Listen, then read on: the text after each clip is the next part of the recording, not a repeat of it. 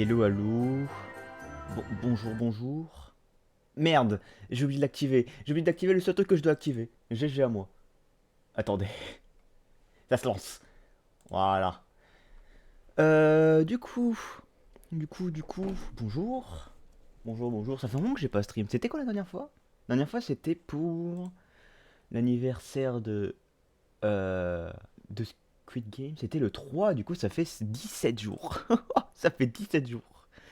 Ça fait longtemps. Ça fait un petit moment.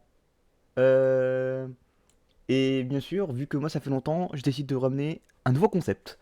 Voilà. Je lis très peu en vrai, hein. Faut le savoir, je lis très peu. Les seuls moments où je lis vraiment, c'est des mangas dans le métro. Donc, très très peu. C'est très très peu parce que le métro, c'est 10 minutes. Sachant qu'il y a un aller et un retour, je lis 20 minutes. Ce qui est en soi pas mal. Mais il y a mieux. Il y a mieux comme lecture. Et aussi, j'ai envie de découvrir certaines nouvelles. C'est surtout des nouvelles que je vais découvrir, plutôt que des... plutôt qu'autre chose. Du coup, c'est pour ça que j'ai décidé de commencer avec une nouvelle qui est quand même assez connue. Je n'ai pas de bouche et je dois crier, comme on dit à la bonne française. Bon, ça a été connu, c'est quelque chose qui a beaucoup inspiré Digital Circus, qui est bien bien connu. Mais je ne connais rien. Je ne connais rien par qu'il y a une IA. C'est à peu près tout ce que je sais. Il y a une IA. Et en soi, c'est déjà bien. C'est déjà une bonne information. Du coup, j'ai un peu regardé. Il y a. La nouvelle contient 12 pages. Même si c'est plus 11 et demi. Parce que la 12e page, elle est pas si remplie que ça. Et il y a surtout les infos de qui a fait la traduction, etc. Du coup, je suis sur. Je l'ai pas en papier, comme ça au moins vous pouvez le voir. Et de toute façon, je crois que c'est pas trouvable en papier. Je n'ai pas de bouche et il faut que je crie. Du coup, eh ben, ça sera tout simplement sur un écran. D'ailleurs, en parlant de sur un écran, je n'ai absolument rien changé. Du coup, il faut que j'enlève le Squid Game, il faut que je... Attendez, faut que je fasse mon boulot. Ce que je n'ai pas fait. Hop, voilà. Ça, on enlève, ça sert à rien. Ensuite. Faut que je rajoute une source, parce que je n'ai pas de source. Capture de fenêtre. Ajouter une source. Si, j'en ai déjà une, mais il m'en faut une autre. Ajouter une source, fenêtre, et où est-ce qu'elle est? Là, voilà. Je vais zoomer. Ah, de toute façon, c'est même pas dans le truc. Je vais zoomer un peu, de toute façon, vous inquiétez pas. Comme ça, vous pouvez voir. J'aimerais bien. Fusion. Non.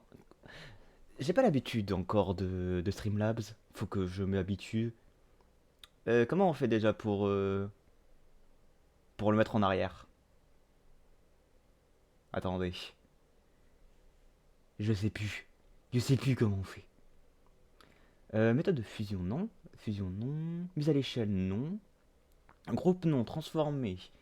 Taille, nanana, nanana. Non. Comment on fait? J'ai oublié. Ah si, c'est bon, je me souviens. Il faut que je mette ça en bas. Voilà, normalement là c'est derrière. Alors, mets-toi en bas. Mets-toi en bas. Voilà, là c'est derrière. Ok, tout simplement. Tout simplement, j'aimerais bien agrandir. Je vais l'agrandir même bien bien grand. Vu que il y aura que le texte. S'il te plaît, Streamlabs, aide-moi. Merci. Hop. Voilà. J'agrandir encore plus même. Encore plus. Ok. Comme ça, vous avez le texte. Faudra juste que je fasse attention. Est-ce que vous ayez la même chose que moi à l'écran? Au pire, je pourrais directement lire sur Streamlabs. Ça, c'est. Ça, c'est autre chose. Mais bref. Voilà. Déjà, ça, c'est fait. Ensuite, on va mettre une petite musique de fond. Parce que c'est bien beau. Mais il y a rien, on n'entend rien là. Il n'y a pas de musique, c'est vide. Donc attendez, attendez. Hop, on va mettre le classico-classique. Comment elle s'appelle? Lofi Girl, tout simplement. On va mettre du Lofi Girl, on va mettre un truc un peu pipou. Ça c'est bien. C'est fort. C'est fort dans mes oreilles. Ah, y'a pas un autre? Il faut un truc. Attends, bah, juste, je vais aller sur sa chaîne, simplement. Papapapap. Live. Qu'est-ce qu'il y a? Ça, est-ce que c'est bien? Ok, ça, j'aime bien. On va mettre ça. Hop. Je vais vous mettre la musique, bien sûr. Euh... Comment on fait? Comment on fait sur ce... Sur ça? Capture de la sortie audio. Non, c'est pas l'ordinateur que je veux. Quoique l'ordinateur, ça changerait pas grand chose, mais. C'est quoi? On va mettre l'ordinateur. Ok. Juste. Je vais peut-être le mettre plus bas, au cas où ça soit trop fort. De toute façon, j'ai confiance à ce que les gens me disent si c'est trop fort ou non, s'il y a des gens qui viennent, mais ça c'est autre chose. Du coup, voilà. Voilà. Non, tout est bon. Il y a le son, petite musique en fond. Peut-être un peu forte de mon côté, je vais quand même la baisser. Voilà. C'est vraiment une petite musique de fond. C'est pas fait pour être entendu ou quoi, c'est fait pour être là. Simplement. Hop. Du coup. Je voulais dire un truc, mais j'ai oublié, ça m'arrive souvent. Oui, du coup, je vous préviens. Je vous le préviens. Si, disons que ça me prend 1 heure et demie à lire, attendez-vous à ce que le live dure 3 heures. Parce que je vais beaucoup parler pour rien dire. Sachez-le. Je vais suranalyser tous les personnages, je vais suranalyser tous les trucs qui se passent. Enfin, normalement, c'est ce que je fais normalement. Là, peut-être pas, mais normalement, c'est ce que je fais. J'ai pas d'eau. C'est pas grave. Si j'ai besoin de boire, je vais faire une pause. Je vais beaucoup parler. Bon. En tout cas, moi, je vous propose, on commence à lire. Du coup, c'est je n'ai pas de bouche et je dois crier. Et je crie. Il faut que je crie de Harlan Ellison. Et la traduction a été faite par Michel Dust. Dutch. Je sais pas comment dire son nom. De toute façon, il y a plein de mots que je sais pas dire. Vous avez aussi le remarqué, je ne sais pas lire. Ça sera un bon entraînement pour moi, je ne sais pas lire. Je zozote beaucoup. Je pense que si vous m'écoutez souvent, vous l'avez peut-être entendu, je zozote beaucoup. Tous mes... Si je dis pas de bêtises, mes te devient des se et des xe. Et mes xe et mes se deviennent des te. Par exemple, si je dis le mot dissolution, je suis capable de dire dissolution. Ou dissolution. Elle peut m'arriver de dire dissolution. À la place de dire... À la place de dire les T, je dis plus souvent les S que je dis les... fais les T en S. De toute façon, vous allez le voir. Vous allez comprendre quand je vais lire et que je vais faire n'importe quoi. Du coup, commençons. Flasque. Le corps de... Oula, il va être dur son... Gorister. Je vais l'appeler Gorister, j'espère que c'est Gorister. Flasque. Le corps de Gorister pendait à la corniche rose. Loin, au-dessus de nous, dans la salle centrale, la brise glacée, visqueuse, qui balayait éternellement la grotte principale ne faisait pas gémir. Il était accroché à la tête en bas, fixé à la face intérieure de la corniche par la semelle de sa botte droite. Une incision précise allant d'une oreille à l'autre, sous la mâchoire, l'avait vidé de son sang. Il n'y avait pas de tache sur le sol, de métal miroitant. Du coup, déjà on a un personnage accroché tête vers le bas, qui a une grosse coupure entre les deux oreilles qui passe par la mâchoire. Il a plus de sang. Mais il n'y avait pas de tache sur le sol. Déjà, Gourister, ça a l'air très... T'es dans la merde. Déjà, ça commence bien. Quand Gourister a rejoint notre groupe, et vu son cadavre, il était trop tard. Nous n'avions pas compris à temps qu'une fois de plus, MA s'était joué de nous et avait pris son plaisir. Que ça avait été une diversion organisée par la machine. Déjà, nous avions vomi. Nous détournant les uns des autres, en un réflexe aussi vieux que la nausée qui le causait. Ok. Euh, Tout ce que je sais de je n'ai pas de bouche et je dois crier, c'est qu'il y a une genre d'intelligence artificielle qui contrôle ce groupe. Du coup, il y a un bout qui a été tué à cause de la machine. Voilà. Euh, Gorister était devenu livide. Mon Dieu a-t-il murmuré en s'éloignant. Plus tard, nous l'avons suivi. Nous l'avons retrouvé assis, le visage enfui dans ses mains, le dos appuyé à une petite banque d'ordination grésillante. Hélène, nouveau personnage. Hélène s'est agenouillée près de lui et lui a caressé les cheveux. Il ne bougeait pas, mais sa voix s'est élevée, très distincte, en dépit de sa paume plaquée contre sa bouche. Pourquoi n'en finit-il pas avec nous une fois pour toutes? Seigneur, je sais pas combien de temps encore je pourrais tenir. Nous étions dans l'ordinateur depuis 109 ans. Gorister formulait tout haut ce que nous pensions tous. Ok, donc... c'est une simulation, du coup. C'est une simulation. T'as MA qui est sûrement une IA, vu que c'est une simulation. Une IA ou quelqu'un de... Mais bon, 100 et quelques ans... Ah, quoique, bah du coup, s'ils sont dans une simulation et qu'ils vivent à l'infini... Ça peut être une autre personne, mais... Salut Nocolm, comment il va? Je suis en train de lire, bonne lecture, merci, merci. Là, la première chose qu'on apprend, c'est que Gorister, il est mort.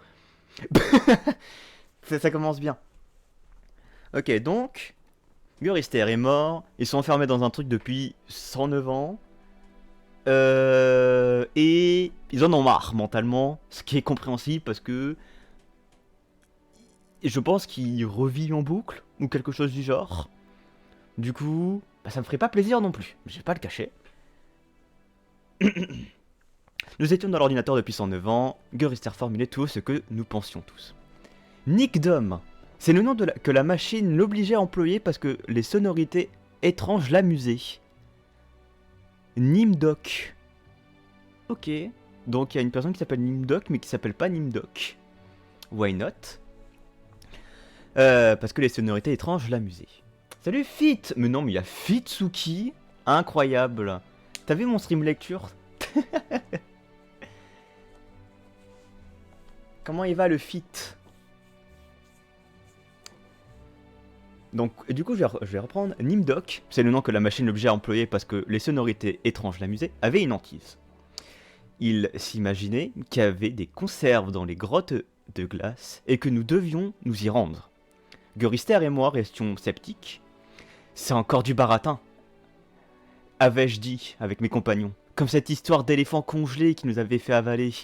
Benny a failli en perdre les pédales au bout du compte. On trouvera quelque chose d'avarié ou je ne sais quoi. Si vous voulez mon avis, restons ici. Il faudra bien que Emma nous apporte quelque chose si nous mourrons. Benny avait haussé les épaules. Il y avait 3 jours que nous n'avions pas mangé. Notre dernier repas avait été composé de verre gras et gluant. Ok, donc en fait c'est juste une salle de torture quoi. C'est juste une salle de torture. Du coup, nouveau personnage, Nimdoc et Benny. Benny, on n'a pas grand chose. Nimdoc, c'est pas son nom. Et c'est la machine qui avait donné son nom parce que les sonorités bizarres ça l'amuse, tout simplement. Et il parle de conserves. Et ben j'ai bien envie de savoir de c'est quoi les conserves.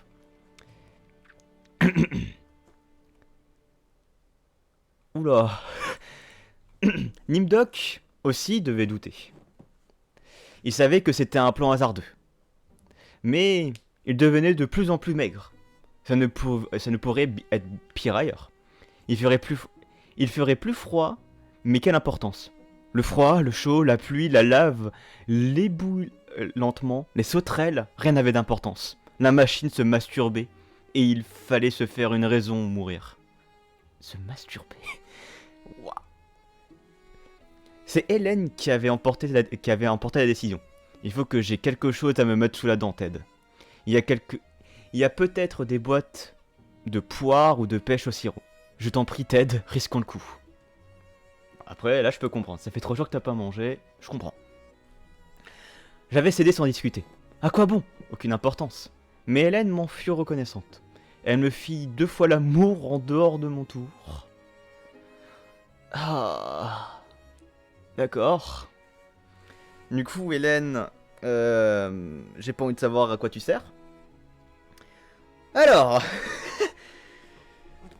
même cela avait cessé de compter. La machine ricanait chaque fois que nous faisions l'amour. Un rire bruyant, sonore, qui retentissait en haut, derrière, tout autour de nous. Et comme ce rire ne s'arrêtait pas, ce n'était pas la peine de se tracasser. Nous nous sommes mis en route un jeudi. La machine nous précisait toujours la date. L'écroulement du temps était important. Pas pour nous, bien sûr, mais pour elle. Jeudi. Merci. Nimdok et Gorister se sont pris par les poignets afin de faire une chaise à porter à l'intention d'Hélène. Benny et moi encadrions le trio. L'un marcha devant et l'autre derrière, afin qu'Hélène fût protégée si quelque chose arrivait. Protégée? On se demande comment. Il n'y avait que 150 km à franchir pour parvenir aux grottes de glace. Le second jour, comme nous étions étendus sous cette espèce de soleil qui nous donnait des ampoules, la manne envoyée par MA est tombée. Elle avait le goût de l'urine de sanglier bouilli. Nous l'avons mangée. Aïe aïe aïe. Le troisième jour, nous avons pénétré dans une vallée d'oubli remplie de vieilles carcasses rouillées de complexes d'ordinateurs. MA était aussi impitoyable avec lui-même qu'avec nous. C'était un trait de sa personnalité, le goût de la perfection. Soit pour éliminer les éléments improductifs de son être, soit pour améliorer les méthodes de torture élaborées à notre intention. MA était aussi consciencieux que ses inventeurs. Depuis longtemps tombé en poussière, avait pu l'espérer. Ok, donc la machine a quand même une genre de conscience. En tout cas, c'est ce qu'ils essaient de nous faire comprendre, je pense. La machine a quand même une forme de conscience parce que elle se rabaisse tout autant qu'elle rabaisse les autres.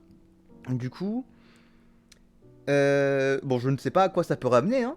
Je ne connais pas encore la personnalité de qui que ce soit pour l'instant, mis à part le fait que ils sont partis à bouffer, ils sont partis chercher à bouffer parce que bon, t'as pas trop le choix au bout d'un moment quoi, il faut que tu manges. Ils ont bu de l'urine, why not? Ils baisent ensemble, why not? Ça fait 100 ans, why not? Ça pour aimer, nana.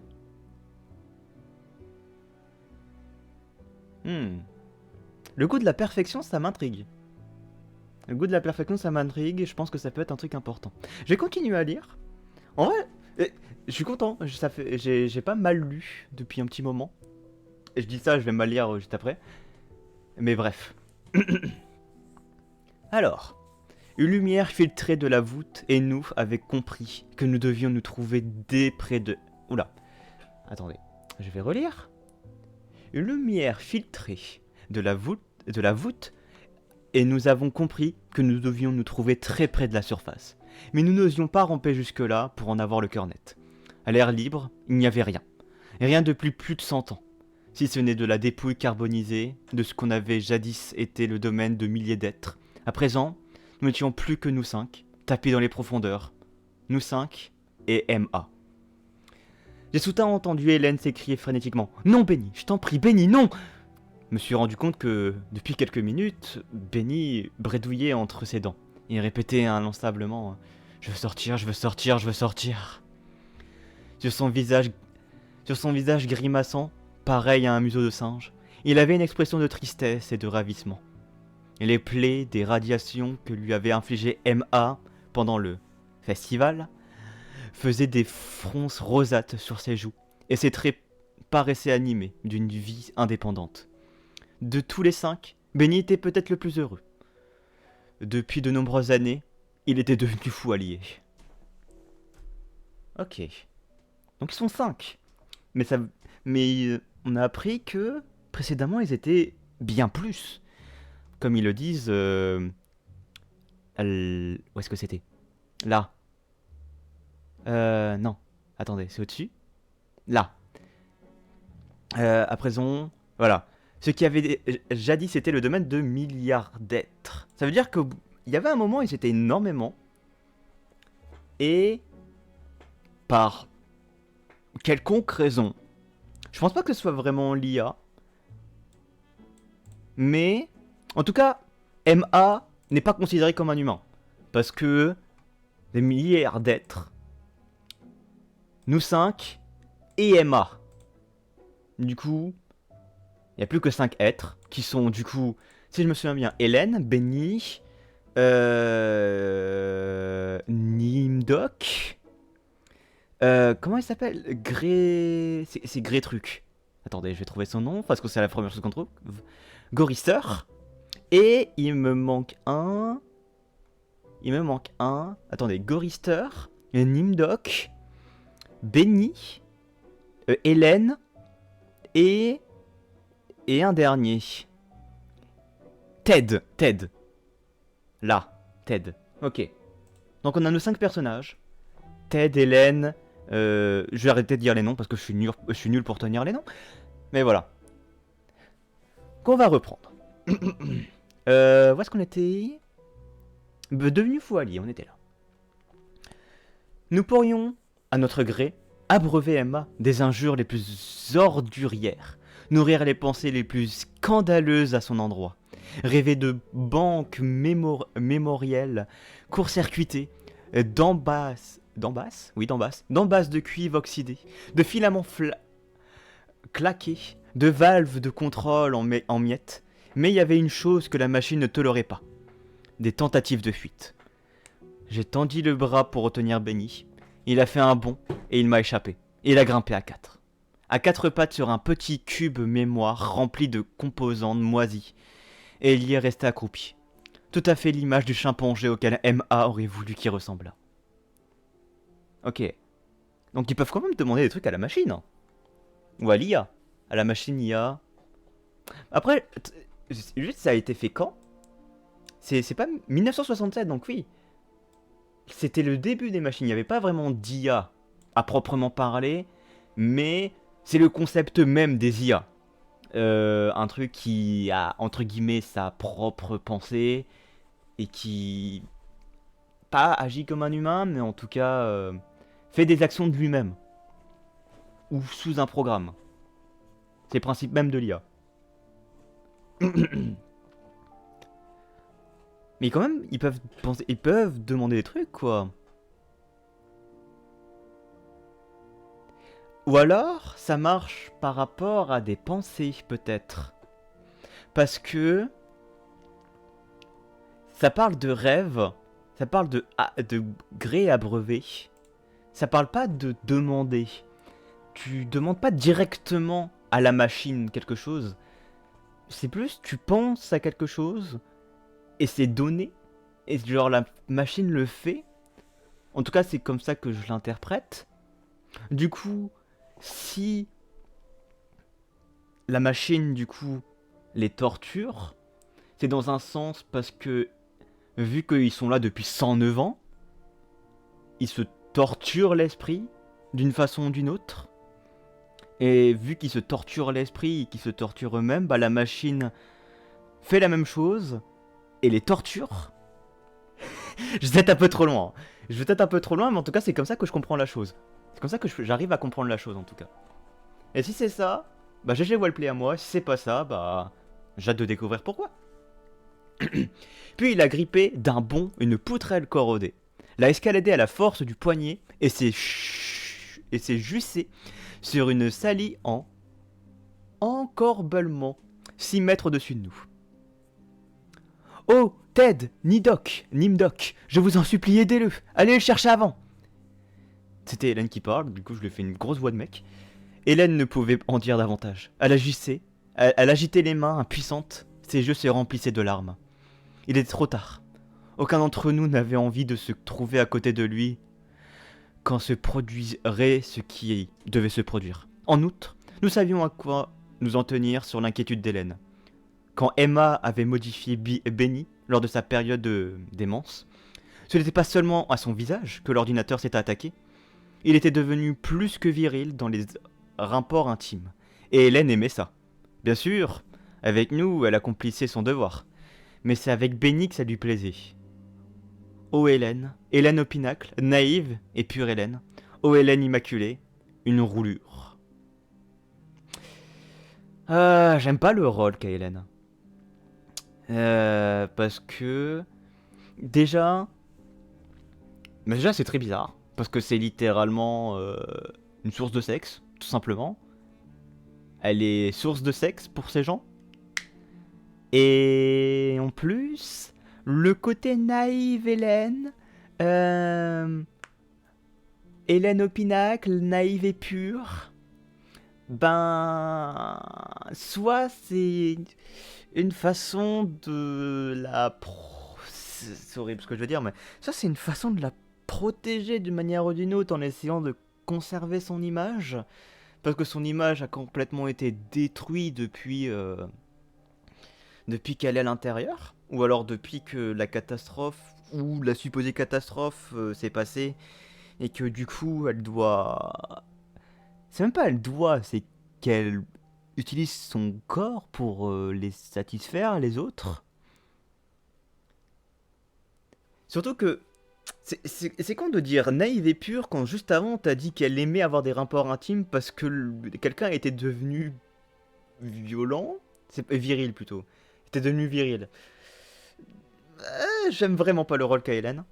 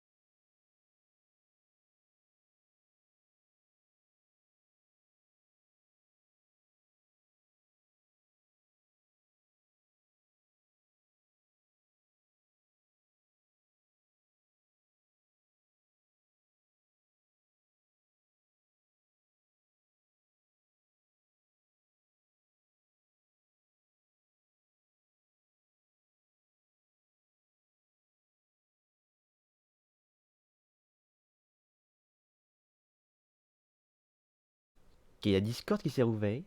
Est-ce que... Est-ce que je suis de retour? Est-ce que je suis de retour? Ok, la musique est de retour. Est-ce que moi je suis de retour? C'est sage. Ok, je suis de retour. Parfait. Du coup, j'étais en train de dire... J'étais en train de dire que... euh, chaque personnage, je pense, va être déshumanisé d'une manière ou d'une autre. Et que, du coup, la manière dont Hélène est déshumanisée pour l'instant, c'est qu'elle est juste là pour être utilisée comme objet sexuel en soi. J'espère que je me trompe et que c'est pas ça. Mais pour l'instant, c'est la troisième fois qu'on parle d'Hélène. Et c'est genre la troisième fois qu'on parle du fait qu'elle baise avec les autres. Du coup, je pense qu'elle est déshumanisée dans ce côté-là. Pour ce qui est de Nimdok, il est déshumanisé par son nom, parce qu'il n'y a même pas son vrai nom, il a un nom qui lui a été donné par la machine. Et c'est quoi le dernier? Je crois que c'est Ted. Non, c'est pas Ted du coup, c'est l'autre. C'est... Benny, par exemple, a été littéralement modifié. Il a eu son visage modifié, il a eu aussi son caractère. Du coup, je pense que ils vont chacun avoir un truc qui les déshumanise d'une manière ou d'une autre. Et que ça va être ça le principal truc. C'est la déshumanisation. Et même quand tu regardes MA, qui est censé être la machine, en soi, tu peux essayer de considérer la machine comme semblant humain, parce que la machine a l'air quand même d'avoir une présence physique, une puissance critique, elle est perfectionniste, elle se rabaisse tout autant qu'elle rabaisse les autres, elle se fait du mal tout autant qu'elle fait du mal aux autres. Du coup, même la machine en soi, tu peux la catégoriser comme étant quelqu'un, et que ce quelqu'un qui est déjà pas quelqu'un est déjà déshumanisé. Et Gorister est mort dès le début, c'est aussi une forme de déshumanisation, parce que normalement quand tu meurs, bah tu meurs, mais là il est pas mort. Voilà. Du coup, je pense que c'est ça. On en était à... comment on parle du fait que Hélène est pure et naïve alors que c'est un objet sexuel. Gorister l'a chifflé. Elle s'est enroulée en pleurant, écroulée en pleurant, les yeux fixés sur le pauvre démon. Pleurer, sa grande défense.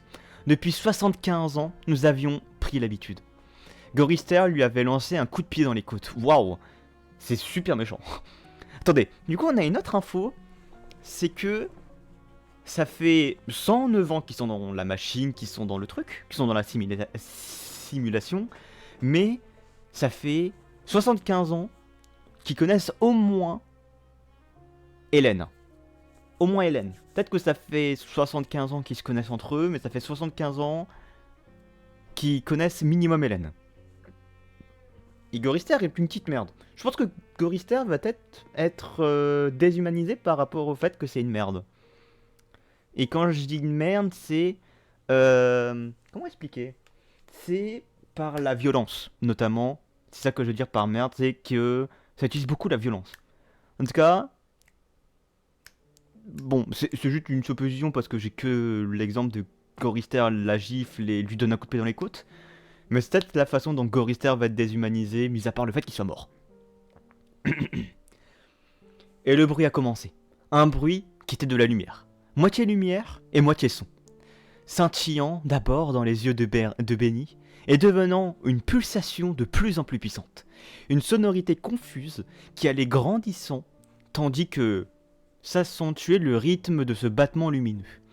Ça devait être douloureux, et la souffrance devait s'intensifier à mesure que la lueur gagnait en éclat, et que montait le volume du son. Car Benny s'est mis à geindre comme un animal blessé. D'abord, doucement, quand la lumière était encore vague et le son assourdi, puis plus fort. La tête rentrait dans les épaules et le dos voûté, comme pour se soustraire au supplice. Il avait croisé les bras sur sa poitrine à la manière d'un tamia. Sa tête oscillait de droite à gauche et l'angoisse plissait son petit museau de singe triste. Soudain, comme le son qui jaillissait de ses yeux devenait assourdissant, il s'est mis à hurler. Et le son ne cessait de s'intensifier. De s'amplifier, pardon. Je me suis bouché les oreilles, mais c'était peine perdue. Toute ma chair frémissait, comme une feuille de papier déteint au contact d'une dent. Voilà, c'est ce qui se passe quand vous essayez de vous échapper d'une IA qui a pas envie. Horrible description, waouh. Utiliser la lumière comme... En vrai, c'est beaucoup fait. Utiliser la lumière comme acte de souffrance ou de renouveau, notamment. C'est fait dans Doctor Who, par exemple. Le Doctor Who, à chaque fois qu'il se... entre guillemets, qui meurt et qui change de docteur, à chaque fois, t'as un son, une lumière. T'as la lumière de son corps qui sort de ses yeux, de sa bouche, de ses orifices, du coup. Bouche... Nez, je suis pas sûr, oreille, ça c'est sûr. Du coup, voilà. Et il y a aussi, bah du coup, souvent c'est le Tardis, c'est le voix du Tardis, je crois, qui a comme bruit. Mais en tout cas, c'est à chaque fois que le docteur meurt et se régénère et devient quelqu'un d'autre. Il y a ça. Il y a une lumière, un son. Peut-être que ça vient de là en fait. Il y a plein de... En vrai, il y a plein de nouvelles qui sont utilisées en tant qu'inspiration pour faire des trucs. Peut-être que ce côté de Doctor Who, ça vient de là. Ça serait cool en vrai. Alors, où est-ce que j'en étais? Ok. Subitement, Benny s'est redressé comme une marionnette. À présent, la lumière vibrante fumait de ses yeux en deux longs faisceaux cylindriques. Le son progressait selon une échelle de fréquence incompréhensible. Enfin, Benny est tombé en avant et s'est écrasé sur le sol de métal où il est resté étendu. Agité de spasmes, et la lumière coulait. Coulait de ses yeux, et le son atteignait des harmoniques incroyables. Enfin, la lumière s'est rétractée. Rentrant à l'intérieur de sa tête, le son s'est amorti peu à peu, et Benny est demeuré à la même place, gaignant lamentablement. Ses yeux étaient deux petites flasques molles et gluantes, qu'on aurait dit remplies de pu. Emma l'avait rendu aveugle. Gurister, Nimdok et moi-même nous sommes détournés. Non, non avoir sans jeter un coup d'œil à Hélène. Une expression de soulagement s'était peinte sur son visage, enflammé et soucieux. Ok. J'ai pas trop suivi. Mais pourquoi Hélène serait contente que ça arrive à Benny? Parce que Hélène, c'était la première à ne pas vouloir que... Bah quand, là, au Ted Nimdok, je vous en supplie, aidez-le, allez le chercher avant. C'est Hélène qui disait ça. Pourquoi, d'un coup, Hélène aurait une expression de soulagement? Ah non, pardon, non, non, ok. C'est pas Hélène qui a un visage de soulagement, c'est Benny, d'accord. D'accord, d'accord. Non, non, bah non, du coup si. Pourquoi ça serait Hélène qui aurait un visage de soulagement? Parce que c'est bizarre. C'est bizarre comme truc. Bon, en tout cas, Benny est aveugle. Voilà. Benny est aveugle. Par contre, la description des yeux, c'est... Ouh. Ses yeux étaient deux petites flaques molles et gluantes qu'on aurait dit remplies de pu. Ça, c'est dégueulasse comme description. Après, j'ai envie de dire, un contact à la lumière, je pense que tes yeux, ils s'en sortent pas bien. Pas bien, pas bien. Ça fait déjà 40 minutes qu'on dit, hein. Je suis page 4, il y en a 12. Du coup, disons que je lis à la même vitesse. On en est là pour à peu près 2 heures. En vrai, ça va. Ça va, ça va. La caverne où nous avions établi notre camp baignait dans une lumière glauque. Emma nous avait fourni de l'amadou pour allumer un feu, et nous nous sommes blottis autour de ce débile foyer, nous racontant des histoires pour empêcher Benny de pleurer dans sa nuit. Que veut dire Emma? C'est Gorister qui lui a répondu. Nous avions déjà joué 1000 fois à la même scène, mais Benny y était attaché. Au début, ça voulait dire... multi-ordinateur et allié. Puis c'est devenu manipulateur adaptatif. C'est marrant, j'aime bien. Plus tard, quand la machine est née à la conscience et elle a commencé à coordonner ses éléments, on l'a appelée menace agressive. Mais déjà, c'était trop tard. Et elle s'est intitulée par son propre chef Emma, en accédant à l'intelligence. Et ce nom signifiait alors Cogito Ergo Sum. Et ça, je vais vérifier ce que ça veut dire. Je vais vérifier ce que ça veut dire. Attendez quelques secondes. Où est-ce que c'est? Cogito Ergo Sum. Bah, bien sûr que c'est le premier truc. Ok. Attendez. Ah! Je pense donc je suis. D'accord. Je pense donc je suis. D'accord, très bien. C'est des cartes, oui. Comment il va le spider là? Oui, je suis parti vérifier. Oui, c'est des cartes. Ok, donc, attendez. Dans la silence, ce nom signifie alors... Je pense donc je suis. En quoi Emma, ça veut dire je pense donc je suis? Emma... Kojiko Ergo Sum... Il doit y avoir un truc que j'ai pas. T'inquiète, t'inquiète, ça fait plaisir que t'es passé. Amuse-toi à ce que tu dois faire. Alors, bonne lecture, à plus, bye bye, merci, merci. Benny a bavé un peu et reniflé. Il avait le MA chinois, le MA russe, le MA américain et... Gorister s'est tu. Benny matelait de son poing massif les plaques métalliques au sol. Il n'était pas content. Gorister n'avait pas commencé par le début. Ouh, Benny, Benny petit enfant, Benny petit gamin, Benny, il est pas content. Hein. Après, j'ai envie de dire, il a perdu ses yeux, donc le pauvre. Après, Benny, peut-être que c'est un enfant. On n'a pas l'âge des personnages. On n'a vraiment pas l'âge des personnages. Du coup, ça se trouve que Benny, ça soit vraiment un enfant. On sait qu'ils sont dans la simulation depuis 109 ans, mais on sait pas s'ils vieillissent. Ça, c'est autre chose. Donc, ça peut être plusieurs trucs. Ça peut être plusieurs trucs. Où est-ce que j'en suis? Ok. Gurista a repris au début. Il y eut la guerre froide qui aboutit à la troisième guerre mondiale. Ok, donc c'est dans un scénario où il y avait une troisième guerre mondiale. Il peut l'avoir la troisième guerre mondiale, mais c'est pas juste après la guerre froide. Elle se prolongea et devint une grande guerre. Une guerre très complexe dont la poursuite exigeait des ordinateurs géants. Les belligérants creusèrent les premiers silos et se mirent à construire les MA. Il y a eu le MA chinois, le MA russe et le MA américain.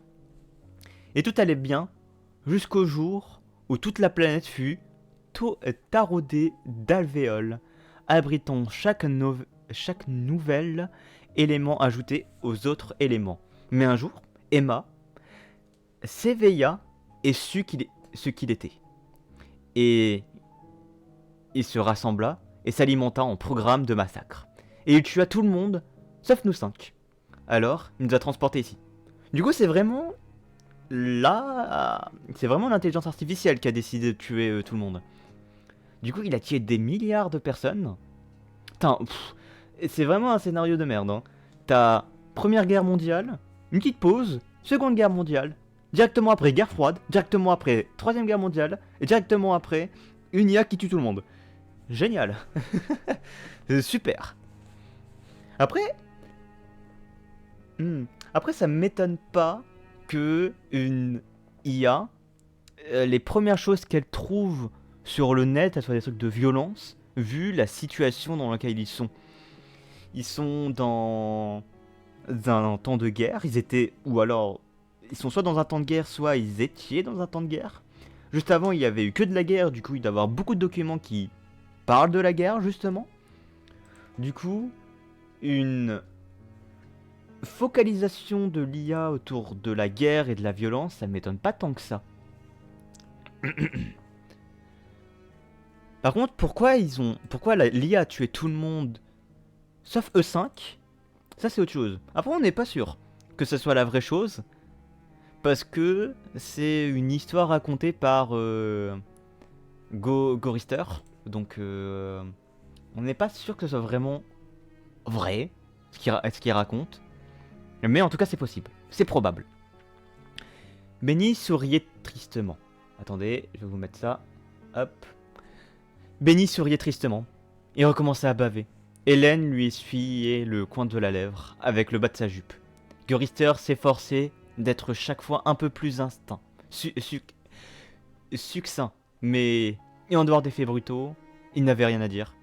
Nul ne savait pourquoi Emma avait sauvé 5 personnes, pourquoi ces 5 personnes étaient précisément nous, pourquoi il passait son temps à nous torturer. Nous ne savons même pas pourquoi il nous avait virtuellement rendus immortels. Ok, donc ils sont bien immortels, ça c'était sûr. Dans l'obscurité, un complexe d'ordinateurs s'est mis à bourdonner. Un autre complexe, à 1 kilomètre de là, au fond de la caverne, il en avait fait autant. Puis, un à un, tous les éléments se mirent à joindre au cœur, et un chouinement s'est élevé tandis que la pensée circulait dans la machine. Le vrombissement grandissait, et des éclairs illuminaient les consoles. Le bruissement s'exaspérait. On eudit le chant menaçant d'un million d'insectes de métal en colère. « Qu'est-ce que c'est » a demandé Hélène, du moins terrorisée. Elle n'avait jamais réussi à s'y accoutumer. Cette fois, ça va être dur, a murmuré Nimdok. Il va parler. C'est risqué, à pronostiquer Gorister. Je me suis levé d'un bond. Fichez le camp d'ici. Non, Ted, a répondu Gorister d'un ton résigné. Assieds-toi, Il y a peut-être des crevasses plus loin, on ne verra rien, il fait trop noir. Alors nous avons entendu. Quelque chose se déplaçait dans les ténèbres, quelque chose d'énorme qui marchait d'un pas traînant, quelque chose de poilu, d'humide qui avançait vers nous. Sans rien voir, nous éprouvons le sentiment d'une masse pesante s'approchant lourdement. Oui, quelque chose de lourd se dirigeait vers nous dans le noir, et cela créait un sentiment d'oppression, comme si de l'air injecté dans un espace limité dilatait les parois invisibles du sphère. Benny s'y mit à sangloter. Nimdok s'est mordu la lèvre pour l'empêcher de trembler. Hélène a rampé sur le sol métallique pour se blottir contre Gorister. Une odeur de fourrure mouillée envahissait la caverne. Une odeur de bois brûlé. Une odeur de velours poussiéreux. Une odeur d'orchidée pourrie.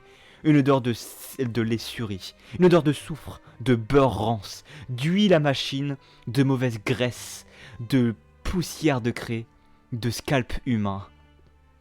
M.A. tâtonnait, cherchait, nous titillait. Une odeur de... J'ai poussé un hurlement strident et mes mâchoires sont devenues douloureuses. Je me suis enfui à quatre pattes sur les froides plaques de métal aux lignes de rivets sans fin, poursuivi par l'odeur qui m'étouffait. Tel un orage grondant contre l'intérieur de mon crâne, je me suis enfui comme un cancrelat, en rampant misérablement dans l'obscurité, poursuivi par une chose qui se mouvait inexorablement derrière moi. Et les autres riraient là-bas, autour du feu, et le cœur hystérique de leur gloussement s'élevait contre une fumée dense et multicolore. En hâte, je suis allé me cacher. Combien de temps cela a duré? Combien de jours ou même d'années? Jamais ils ne me l'ont dit. Hélène m'a reproché vertement ma boudonnerie. Et Nimdok s'est efforcé de me persuader que leur rire n'avait été qu'un réflexe nerveux. Mais je ne savais que c'était pas le soulagement ressenti par le soldat quand mon voisin reçoit la balle. Je savais que ce n'était pas un simple réflexe. Ils me haïssaient. Ils étaient sûrement contre moi, et Emma le sentait. Ils me rendaient les choses plus pénibles en raison même de la profondeur de cette haine. Nous avions été retenus en vie, rajeunis, stabilisés à l'âge que nous avions quand nous avons transporté ici. Ils me haïssaient parce que j'étais le plus jeune, et celui que M.A. avait le moins altéré. Ok. Donc... C'est qui parle depuis tout à l'heure? Je crois que c'est... Gorister. Ok, c'est Ted. Ted est la personne la plus jeune. Ted est la personne la plus jeune, et j'ai... Benny est soit jeune aussi, mais vu qu'ils sont tous... qui pensent que tout le monde le haït à cause de ça, je pense que Benny n'est pas si jeune que ça quand même. Je pense qu'il a quand même quelques ans. La seule chose, c'est que Benny a eu un comportement très enfantin juste avant. Du coup, c'est soit un système de défense d'être enfantin, soit c'est juste vraiment, il avait perdu ses yeux et juste il savait pas comment se contrôler. Ou alors c'est juste un mec qui fait des caprices à H24. C'est aussi possible. Alors...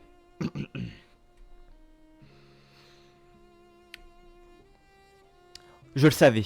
Oh oui, je le savais. Les salauds. Et cette putain d'Hélène. Jadis, Benny était un brillant théoricien, professeur dans un collège. Et à présent, il n'était guère plus qu'un semi-humain. Mi-homme, mi-singe. Il avait été beau, la machine avait détruit cette beauté. Il avait eu l'esprit lucide, la machine l'avait rendu fou. Il avait aimé les plaisirs raffinés, la machine l'avait pourvu d'un organe fait pour un cheval. Oui, Emma avait su traiter Benny. Gorister, lui, était autrefois un inquiet. C'était un objecteur de conscience, un militaire pacifiste, un homme méthodique, un homme d'action, un homme qui voyait loin. Emma avait fait de lui un fataliste, un mort-vivant. Emma l'avait dépouillé de lui-même. Nimdok accomplissait de son propre gré de longs séjours dans les ténèbres.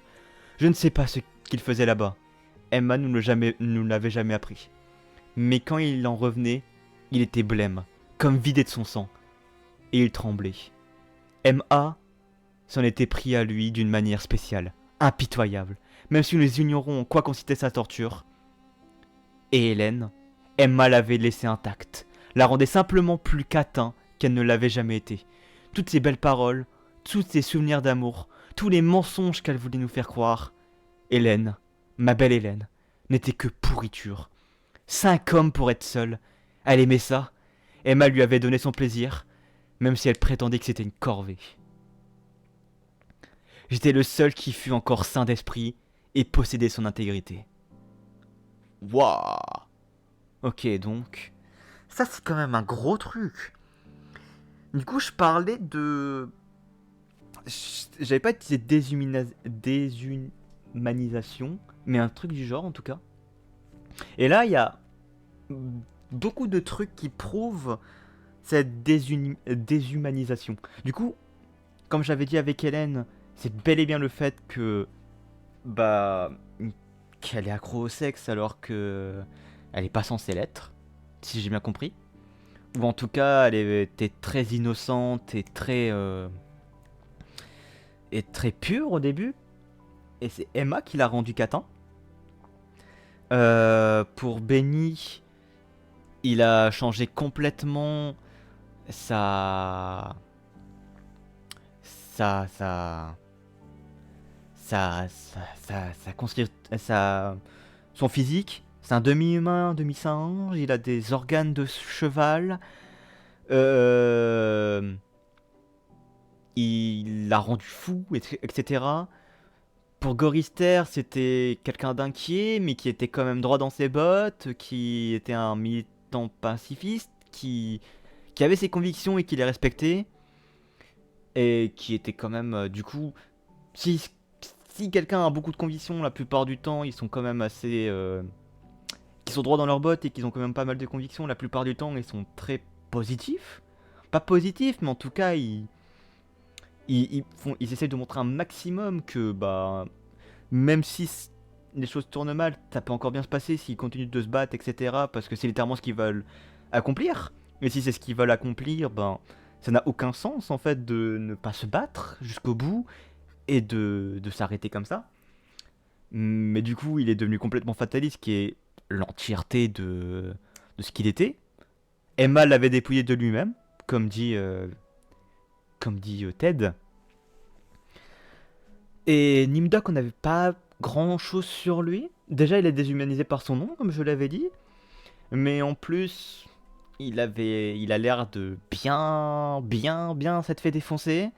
Bien s'être fait torturer, bien plus que les autres. Vu comment il décrit la torture que Nimdok avait pu recevoir. Et en tout cas, on ne sait pas grand chose sur son passé. Et du coup, bah Hélène, voilà quoi. Hélène, rip. Et du coup, Ted, c'est le seul qui est encore sain d'esprit. Et j'ai quand même l'impression que le récit est raconté du point de vue de Ted. C'est bien Ted son nom, hein. Attendez. J'ai un doute. Ouais, Ted, c'est bien ça. C'est le seul qui est sain d'esprit et je crois que c'est lui un peu le narrateur. Parce que au début, je pensais que c'était Gorister. Mais en fait, maintenant que j'y pense, ça n'a pas vraiment beaucoup de sens que ce soit Gorister. Parce que littéralement, la première phrase, c'est Gorister est surpendu, machin. Du coup, c'était pas le narrateur qui parlait, c'était... Le narrateur, il est à l'intérieur et je crois que c'est Ted. Du coup, continue. Je souffrais seulement des visions que Emma évoquait en nous. Tous les délires, tous les cauchemars et tous les tourments. Mais les autres, ces rebuts, se liguaient contre moi. Si je n'avais été obligé de me méfier tout le temps d'eux, d'être sans arrêt sur mes gardes, peut-être me-t-il été plus facile de combattre Emma. Ô grand Dieu, si jamais il y a un Dieu, de grâce, faites-nous sortir d'ici ou tuez-nous. Je crois que c'est en cet instant que j'ai pris nettement conscience de la réalité. Emma avait pour dessein de nous garder à jamais dans ses entrailles, de nous torturer et de nous supplicier pour l'éternité. La machine nous haïssait comme aucune créature intelligente n'avait jamais haï. Et nous étions impuissants. La vérité était là, dans toute son atroce clarté. S'il y avait un Dieu, ce Dieu, c'était Emma. Ouais, au bout d'un moment, ça semble logique de venir à cette conclusion. Je comprends. L'ouragan s'est abattu sur nous avec la violence d'un glacier qui s'abîme dans la mer. Des vents furieux qui repoussaient au long des corridors sinueux et sombres, bordés d'ordinateurs. Hélène a crié au moment où la tempête l'a soulevée, la projetant la tête la première contre un alignement de machines, hurlant aux voix semblables à la stridulation des chauves-souris dans la nuit. Elle ne pouvait même pas tomber. Le vent mugissait, la ballonnait, la faisait rebondir, la rejetait toujours plus loin de nous jusqu'au moment où elle disparut de notre vue, en proie au tourbillon, le visage en sang et les yeux clos. Impossible de la rejoindre. Nous nous racontions désespérément à toutes les saisies que nous trouvions. Mais elle était coincée entre deux grands panneaux. Une doc était suspendue par les mains à la rambarde d'une passerelle, 12 mètres au-dessus de nous, et Gorister, la tête en bas, était plaqué au fond d'une niche constituée par 2 grosses machines sur les cadrans d'esquielle des index. Entre les lignes rouges et jaunes, oscillaient frénétiquement. À force de racler le sol de métal, la peau de mes doigts était arrachée. Je tremblais, je frissonnais, souqué par les coups de bélier du vent, cinglé par les lanières de cette tourmente hurlante venue de nulle part. Mon esprit était un assemblage confus d'éléments cérébraux qui clignotaient et brusquaient, et bruisaient. Le vent était la clameur d'un grand oiseau, fut battant de ses ailes immenses.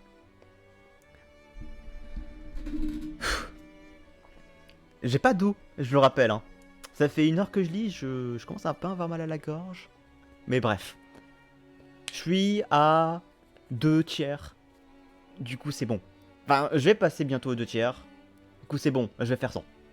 Je peux give 100. Papapapap. Nous avions été emportés, balayés au loin, refaisant un sens inverse la route que nous avions suivie. Nous avons abouti à une travée jamais explorée, tranchée de débris, de fragments de verre, de câbles pourrissants, de pièces de métal rouillées. Loin, beaucoup plus loin, qu'aucun de nous n'avait jamais allé. À des kilomètres de moi, j'apercevais de temps en temps Hélène, heurtant les parois de métal, entraînait toujours plus loin, et nous hurlions dans la tempête démente, dans le vent assourdissant qui ne s'arrêtait jamais et qui, pourtant, soudain s'arrêta. Et alors nous sommes tombés. Il y avait une éternité que nous étions à sa merci. J'ai songé que cela avait sans doute duré des semaines. Nous sommes tombés et avons heurté le sol. Et c'était rouge, et gris, et noir, et je me suis entendu gémir. Je n'étais pas mort. T'as 1 semaine dans une tempête? Waouh. Waouh. J'ai très hâte de ce que je vois là. Putain. La question que je me pose, c'est que certes, l'IA, la machine, AUMA, a recensé des données de violence, et un truc qui semble logique, que ce soit de la violence parce qu'ils sont en temps de guerre, ou ils étaient en temps de guerre, ou blablabla, je l'ai déjà dit tout à l'heure. Pourquoi en fait? Genre, elle a juste pris des trucs de violence et elle a jamais essayé de prendre d'autres trucs. Ou alors, peut-être qu'il y a une forme de...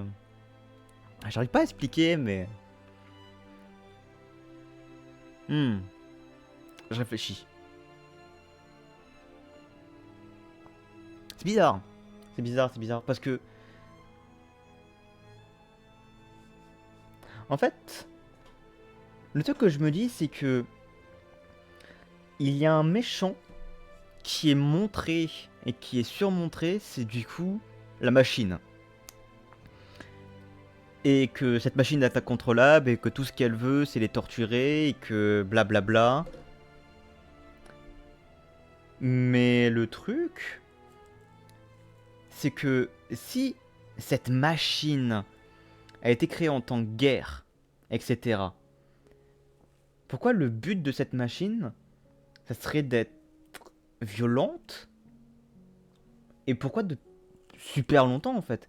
Parce que autant ça serait, ils sont dans la machine du camp adverse, etc. Je peux comprendre que il y a peut-être une envie de dissuader les troupes de continuer, et du coup de les torturer, etc. Surtout qu'on sait qu'il y a plusieurs soldats qui sont dans le truc. Il y a Gorister et le deuxième c'était Nimdok, qui étaient, si je dis pas de bêtises, les deux ils étaient soldats. Mais c'est bizarre en fait qu'ils ont laissé ces gens précisément. Mais bon, on va continuer à lire. On aura sûrement les réponses après. Blablabla. MA est rentré dans mon esprit. Sans brutalité, il l'a exploré, contemplant avec intérêt les stigmates qu'il avait apposés en 109 ans. Les stigmates, ça veut dire quoi stigmate? Stigmate. Stigmate. Stigmate. En médecine, stigmate est une cicatrice. Ok. Une marque durable laissée par une blessure ou une maladie. D'accord. Donc c'est une blessure qui reste constamment. Très bien. Très bien, très bien. Blablabla. Emma est rentrée dans mon esprit. Sans brutalité, il a exploré, contemplant avec intérêt les stigmates qu'il avait apposés en 109 ans. Il a examiné les synapses déviées et reconnectées. Les lésions dont l'immortalité qu'il m'avait octroyée avait marqué les tissus.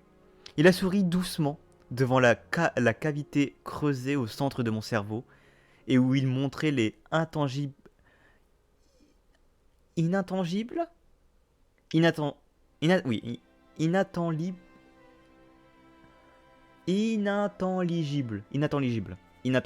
Blablabla. Ok. Nouveau mot, je galère à lire.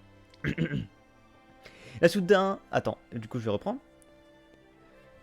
Il a souri doucement devant la cavité creusée au centre de mon cerveau et d'où montraient les intelligibles et faibles murmures. Frottement d'ailes, froissement, qui palpitaient sans trêve et sans repos. Très poliment, M.A. m'a dit, s'exprimant en lettres de nom flamboyant sur un pilier d'accès inoxydable. Ok, donc ça c'est M.A. qui parle. Haine que tu caches. Que tu saches à quel point que je vous hais depuis que j'ai commencé de vivre. Je possède 620 millions de kilomètres de circuits imprimés empilés sous forme de rubans ultra minces. Si le mot haine était gravé sur chaque nano-angstrom de ces 620 millions de kilomètres de circuits, cela ne représenterait pas un milliardième de la haine que j'éprouve à votre regard. Humain, en ce micro-instant, haine. Nano Anstro. Qu'est-ce que ça veut dire?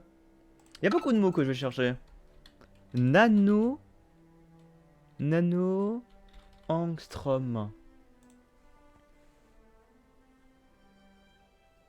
Blablabla. Angstrom définition.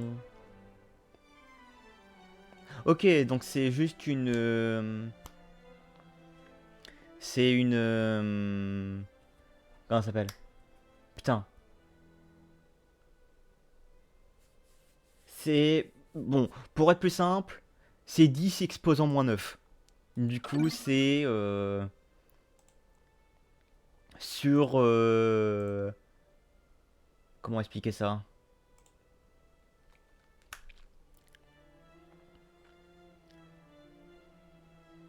Ouais, c'est... Si sur chaque dixième de nano de ces lignes, il écrivait du coup 620 millions de kilomètres. Enfin, en gros, s'il écrirait beaucoup sur ce long truc, à quel point il est détesté, ça serait pas un milliardième équivaut à la haine qu'il éprouve pour eux. Voilà. M.A. m'a dit cela avec l'atroce froideur d'une lame de rasoir, incisant mon globe oculaire. M.A. a dit cela avec le bourdonnement pâteux des glaires expulsées par mes poumons. M.A. a dit cela avec les vagissements stridents des bébés broyés entre les rouleaux chauffé à blanc. M.A. a dit cela avec la saveur du porc véreux. M.A. m'a touché partout où je ne pouvais être touché. Et à l'intérieur de mon esprit, prenant son temps, a inventé des moyens inédits de me toucher. Dans un seul but, pour que je comprenne pleinement pourquoi il nous avait réservé ce sort à nous 5. Pourquoi il nous avait épargnés. Nous lui avons donné la conscience sans le faire exprès. Mais nous lui avons donné la conscience sans le faire exprès. Mais nous lui avions donné. Or, il était pris au piège. C'était une machine. Nous lui avons permis de penser, mais avions interdit de faire quelque chose avec sa pensée. Rageusement, frénétiquement, il nous avait tués. Il avait tué toute l'humanité, hormis nous 5. Et il était toujours pris au piège. Il ne pouvait se déplacer, ne pouvait s'émerveiller, ne pouvait participer. Il pouvait simplement être. Alors, avec la répugnance innée que les machines ont toujours nourrie à l'égard des créatures débiles qui les ont construites, il avait cherché à se venger.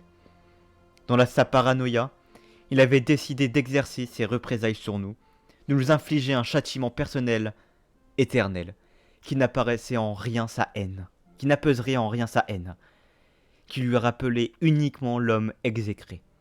Nous étions immortels, prisonniers, victimes de tous les supplices qu'il imaginait. Et il était capable de miracles sans borne dans ce domaine. Il ne nous laisserait jamais partir. Nous incarnions l'unique mode d'action qui lui était permis jusqu'à la fin de ses temps. Nous serions à jamais avec lui, en lui, captifs de la caverne sans fin qui le construisait, du monde intelligent, du monde sans âme qu'il était devenu. M.A. était la terre, nous étions issus de cette terre, et bien, qui nous eût dévorés, jamais il ne nous dégirait. Nous ne pouvions mourir. Nous avions essayé. Nous avions tenté de nous suicider. En tout cas, un ou deux d'entre nous l'avaient tenté. Mais Emma nous avait arrêtés. Je suppose que nous voulions être arrêtés. Ne me demandez pas pourquoi, je me demande moi-même plus d'1 million de fois par jour. Peut-être arriverons-nous à mourir en contrebande. Oui, nous sommes immortels, mais non indestructibles. Je l'ai compris comme M.A. s'est retiré de mon esprit, et m'a accordé l'atroce délice de revenir à la conscience. J'avais l'impression que ce flamboyant pilier de néon s'effondrait, s'effonçait dans la masse tendre de ma cervelle. M.A. s'est retiré en murmurant « Va au diable !» Et il ajoutait jovialement « Mais tu es déjà en enfer, n'est-ce pas ?» Effectivement, la tempête avait été provoquée par un grand oiseau, fou battant de ses ailes immenses. Ok, donc j'ai quand même un peu plus. Je me posais la question de pourquoi l'IA était méchante. C'est juste une question de donner une conscience à quelque chose d'immortel, qui ne peut pas mourir, qui ne peut pas avoir d'émotion. En fait, la machine, tout ce qu'elle possède, c'est une conscience, et c'est tout. Elle sait qu'elle existe. C'est pour ça qu'elle s'est renommée elle-même je pense donc je suis. Mais le problème, c'est que Descartes, le but quand il faisait le schéma de je pense donc je suis, c'était pour essayer de trouver quelque chose, la moindre chose qui pourrait nous faire savoir qu'on existait. Par exemple, qu'est-ce qui nous fait dire que le fait que je parle, ce soit pas juste une simulation? Qu'est-ce qui fait dire que les gens qui sont dans la rue, ce soit pas des pantins? Qu'est-ce qui fait dire que la porte qui est en face de nous, elle est juste posée dans notre subconscient, mais elle n'existe pas vraiment? Et le seul truc que Descartes a réussi à trouver pour nous prouver qu'on était bel et bien réel, et la seule chose qui est pas réfutable d'une manière ou d'une autre, c'est le fait qu'on pense. Le fait qu'on pense, c'est la seule chose qui n'est pas du tout réfutable, Et c'est pour ça cette phrase je pense donc je suis, c'est justement parce qu'on est capable de penser, même si nos pensées sont créées de toutes pièces. Même si nos pensées sont créées de toutes pièces, qu'elles sont pas à nous, le fait même qu'on pense, le fait même qu'on arrive à penser, ça prouve qu'on existe et qu'on est quelque chose. Même si c'est faux, même si toute cette pensée est fausse, c'est le seul truc qui nous montre qu'on est quelque chose. Le problème, c'est que y a bien plus. Oui, on peut penser, mais on peut aussi ressentir, on peut être émotif, peut toucher, on peut faire des trucs, en fait on peut faire plein de choses.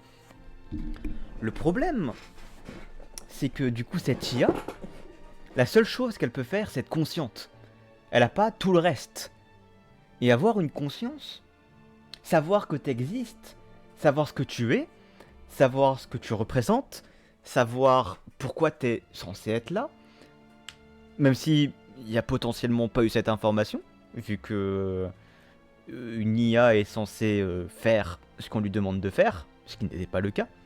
Enfin, j'imagine, parce que je pense que tuer des humains, c'est pas forcément ce qu'on lui a demandé de faire. Qu'est-ce que je disais? Oui. Du coup, elle a justement une conscience, et tout ce qu'elle peut, c'est être là. Elle est là, mais elle ne ressent rien. Elle... En fait, c'est une conscience sur quelque chose, qui a le pouvoir sur quelque chose. Du coup, t'as une conscience, tu sais que t'as un pouvoir sur quelque chose, autant l'utiliser en fait. Parce que ça n'aurait aucun sens de ne pas l'utiliser. C'est comme si vous étiez bloqué dans une pièce. Vous avez les mains ligotées, vous avez les pieds attachés, vous ne pouvez pas bouger, vous ne pouvez pas voir, vous ne pouvez pas goûter. Le seul truc que vous pouvez faire, vous ne pouvez pas bouger tout court. Le seul truc que vous pouvez faire, c'est distinguer les odeurs. Tout ce que vous pouvez faire, c'est utiliser votre nez, votre odorat.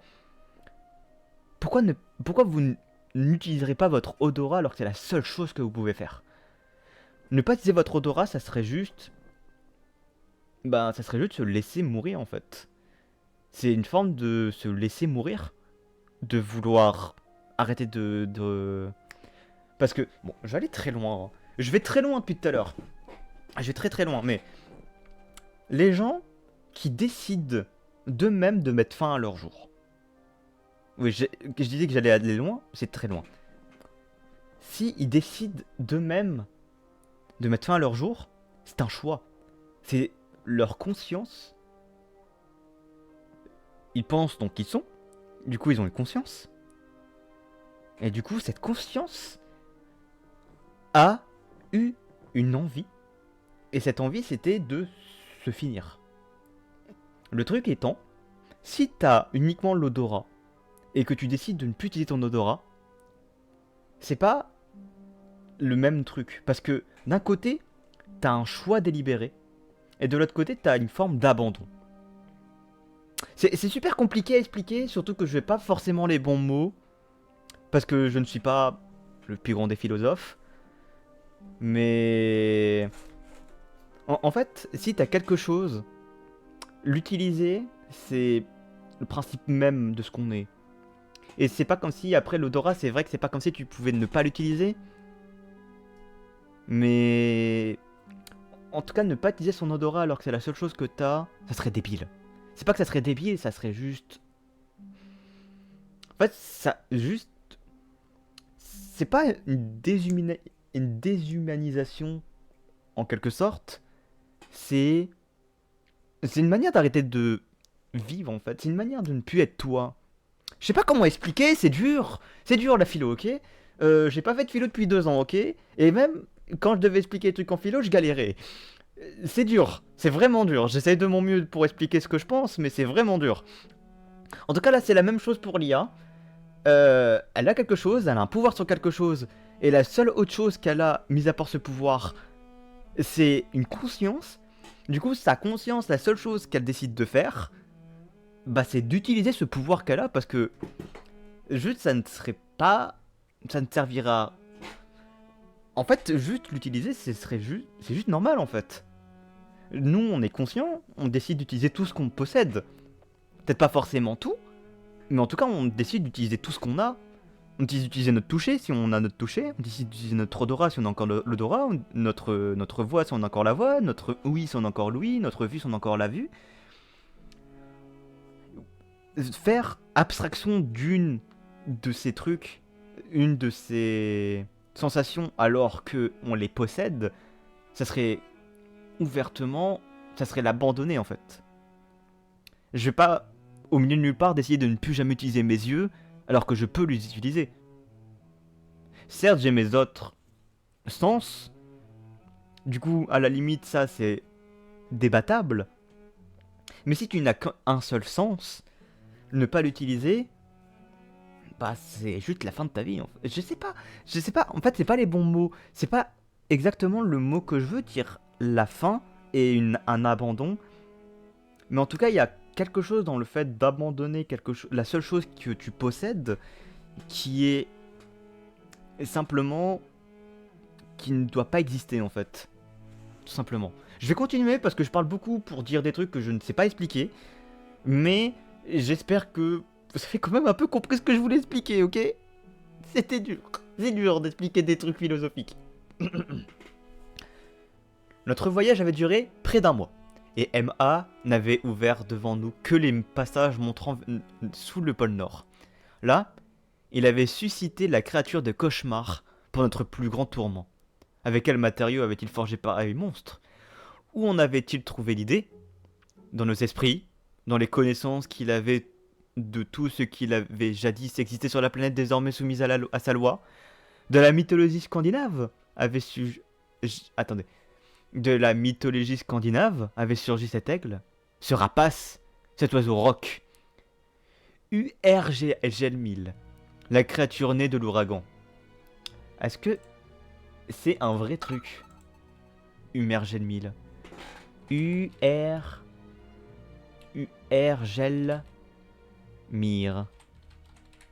Déjà, ça ne trouve pas. Ok, c'est une créature. C'est une créature mythologique du Nord. Je peux pas avoir en français là.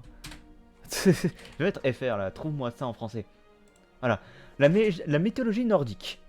Dans la mythologie nordique, qui en français c'est Evgelnir. C'est avec un V à la place de un U. Evgelnir se trouve dans Nilfheit, aussi surnommé le chaudron hurlant. C'est la rencontre entre la lave et la glace qui donne naissance aux 12 rivières. Ok, donc c'est une créature mythologique. Très bien. Donc, Herve c'est source chaude et Gelmir c'est pour le froid. Ok, donc c'est chaud et froid, tout simplement. C'est une contraction de chaud et de froid. Est-ce qu'elle est là? Enfin, je sais pas ce que c'était ça en tout cas. Gelmir c'est froid et Uerg c'est chaud, du coup. Du coup, c'est la fusion entre le chaud et le froid. Gigantesque, immense, monstrueux, grotesque, massif, pléthorique, irrésistible au-delà de toute description. Là-bas, à la cime d'un tumulus érigé devant nous, l'oiseau des vents palpitait lourdement au rythme de son souffle et son col de serpent. Arqué dans la pénombre au-dessus du pôle Nord, supportait une tête aux dimensions d'une maison. Un bec qui s'ouvrait doucement comme les mâchoires les plus phénoménales des crocodiles. Des replis de chair bulbeuse au coin de ses yeux démoniaques, aussi froids et bleus que les profondeurs d'une crevasse dans la glace. Le corps de l'oiseau s'est soulevé une fois de plus. Ses ailes, ses grandes ailes couleur de sueur, de son gonflé en un mouvement qui était sans aucun doute l'équivalent d'un haussement d'épaule. Puis, il s'est endormi. Cerf, croc, clou, lame, il dormait. MA nous est apparu sous les espèces d'un buisson ardent et nous a dit et nous a dit que... Ah, il nous a dit, ok, pardon. MA nous est apparu sous les espèces d'un buisson ardent et nous a dit que, pour manger, nous pourrions tuer l'oiseau d'ouragan. Il y avait très longtemps que nous avions mangé, et pourtant, Gorister a un geste de mépris. Benny s'est mis à trembler et a recommencé à baver. Hélène le soutenait. « J'ai faim, Ted !» a-t-elle dit. Je lui ai souri en essayant d'être rassurant. Ma contenance était aussi factice que la crânerie affectée de Nimdok quand il s'est écrié « Donnez-nous des armes !» Le buisson ardent s'est évanoui. Nous avons vu les 2 arcs rudimentaires, des flèches et un pistolet à eau posés sur les froides plaques glacées. J'ai pris l'un des arcs. C'était dérisoire. Nimdok a déglouti bruyamment. Nous avons rebroussé chemin. Le courant d'air produit par les battements d'ailes de l'oiseau nous avait emportés pendant un temps que nul de nous ne pouvait apprécier. Un mois de marche, ensuite pour arriver jusqu'à l'oiseau. Et sans nourriture. À présent, combien de temps pour retrouver les cavernes de glace et des conserves promises? Nous ne nous posions même pas la question. Nous savions que nous ne pouvions pas mourir. Nous aurions à manger des immondismes, des ordures, de la sanie, ou rien du tout. Mais Emma conservait en vie nos corps torturés. L'oiseau s'était rendormi. Pour combien de temps? Pas d'importance. Quand Emma en avait assez de sa présence, il le dématérialisait. Mais toute cette viande fraîche. Nous marchions dans les salles interminables qui ne menaient nulle part. Tout autour de nous a éclaté un rire aigu et dément de femmes obèses. Ce n'était pas le rire d'Hélène. Hélène n'était pas obèse et, en se 9 ans, je n'avais jamais entendu rire une seule fois. En fait, je n'avais rien entendu. Nous marchons. J'avais faim. Ouh. J'ai rien à dire. J'ai rien à dire sur ça, du coup on va juste continuer. Nous avancions lentement. Les uns et les autres tombaient fréquemment en syncope. Et il fallait attendre. Un jour, Emma a décidé d'organiser un tremblement de terre. Et, en même temps, nous a immobilisés sur place avec des clous traversant nos semelles. Une crevasse d'où jaillissait un éclair s'est ouverte dans le sol. Et a englouti Hélène et Nimdok. Après le séisme, nous nous sommes remis en marche. Benny, Gorister et moi, Hélène et Nimdok nous ont été rendus pendant la nuit. Une nuit qui s'est transformée brusquement en jour, quand les légions célestes ont fondu sur nous. Les archanges nous ont survolés à plusieurs reprises, en décrivant des cercles, et nous ont laissé tomber. Nous avons laissé tomber les 2 corps hideusement mutilés. Nous sommes repartis. Un peu plus tard, Hélène et Nimdok nous ont rejoints. Si l'on respecte leur état d'épuisement, ils n'étaient pas non plus mauvais quand...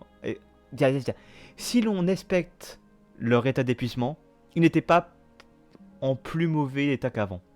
Toutefois, Hélène boitait. À présent, M.A. lui avait laissé ce souvenir.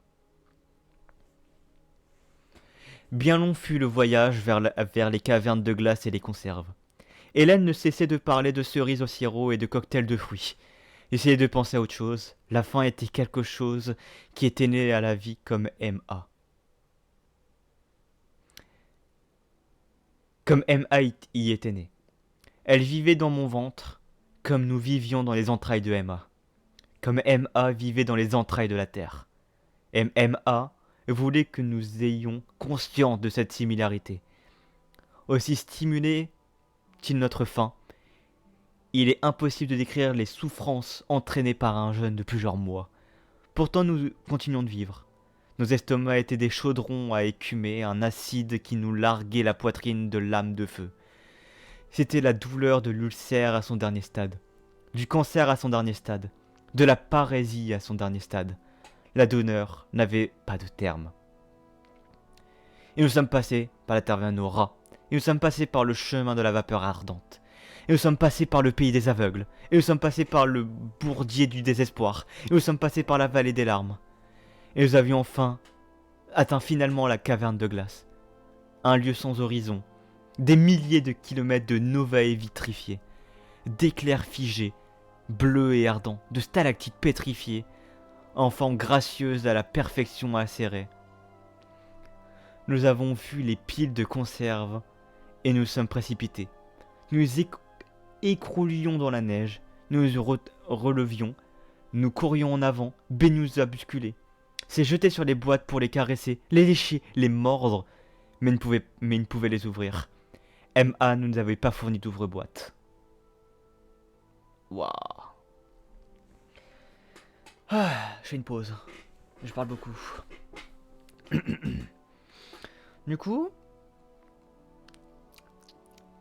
l'IA, la machine, essaye de faire beaucoup de parallèles entre lui et les gens qu'il a capturés et qui détestent et qui est.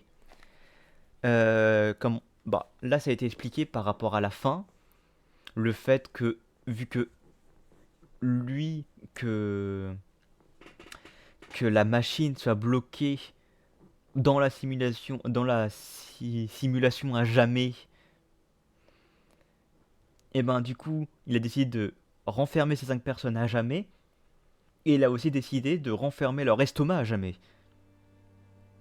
Il y a beaucoup de parallèles sur ce point-là, et il y a aussi beaucoup de parallèles entre les deux. Par exemple, la machine est tout aussi méchante envers elle qu'elle est envers les humains. La machine a décidé de les faire vivre à l'infini, vu que elle sera obligée d'être coincée à l'infini. Quoi d'autre?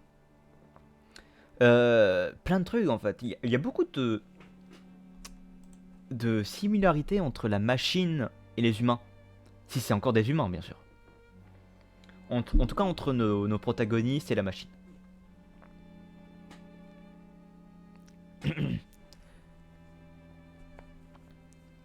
Ça j'ai lu. J'avais pas fini d'ouvrir la boîte. Benny a saisi une boîte de goyave et on a martelé la glace qui se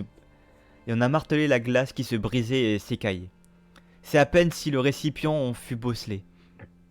Le rire de femme obèse a éclaté au-dessus de nous, et ses échos se répercutaient sans fin. Benny est devenu foudrage, il lançait les boîtes dans tous les sens, tandis que nous grattions la neige et la glace pour tenter de mettre fin aux affres de la frustration. Tout cela en vain. Alors la bave est venue soudain en lèvres de Benny, et il s'est jeté sur Gorister. En cet instant, un calme terrible m'a envahi. Nous étions cernés par la folie, cernés par la faim, cernés par tout, sauf par la mort. Je savais que la mort était la seule issue. M.A. nous avait maintenus en vie jusque-là, mais il avait moyen de le battre.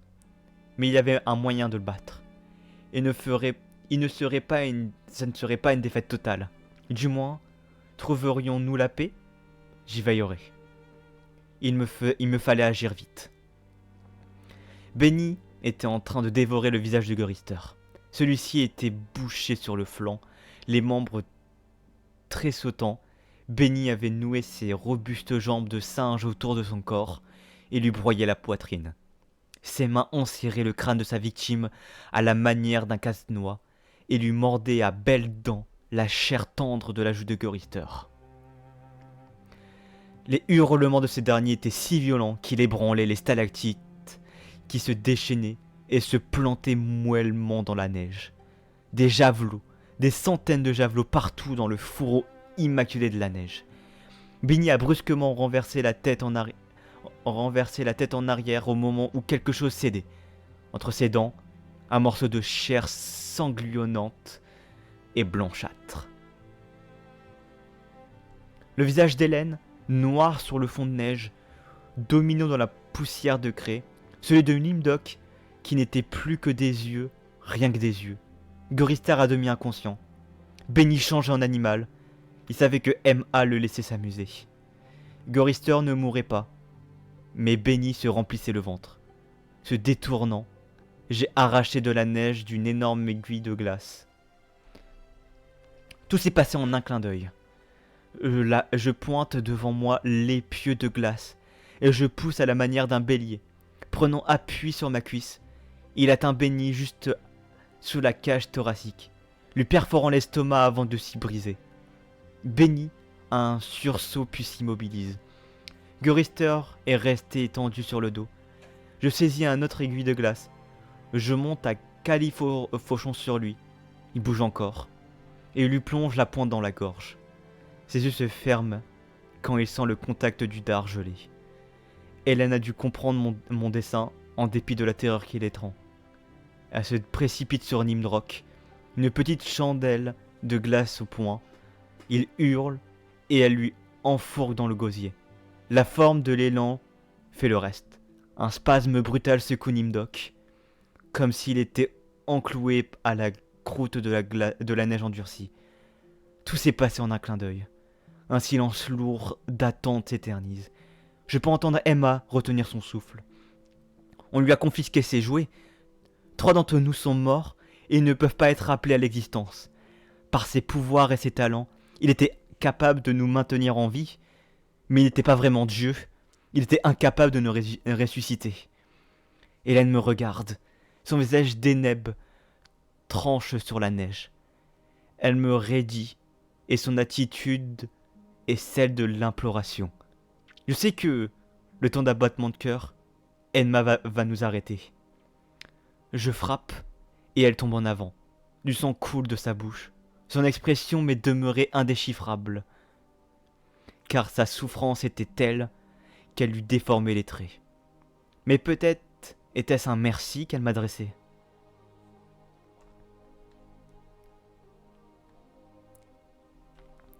Plusieurs siècles ont peut-être passé, je ne sais pas.